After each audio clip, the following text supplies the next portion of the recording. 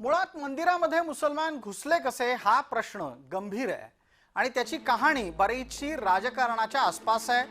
कारण शनैश्चर मंदिराचा परिसर गडाखांच्या मतदारसंघामध्ये येतो। गडाखांचं या मतदारसंघावर गेले अनेक वर्ष प्राबल्य प्रभाव क्षेत्र येते त्यांचं। गडाखांच्या आशीर्वादानेच शनैश्चर मंदिरावर विश्वस्त नेमणुका होतात आणि घोळ इथूनच सुरू झालाय। विश्वस्त मंडळाकडून स्थायी स्वरूपात मुसलमान कर्मचाऱ्यांची भरती झालेली आहे।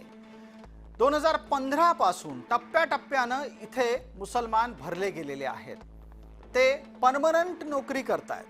धर्मदाय उप आयुक्तांनी सुद्धा या प्रकारच्या कर्मचारी भरतीला विरोध केला आहे। हे विशेष, शनैश्चर मंदिराला फक्त 110 कर्मचारी गरजेचे असताना मुसलमानच 114 आहेत आणि याच्या व्यतिरिक्त एकूण भरलेले कर्मचारी 2464 आहेत।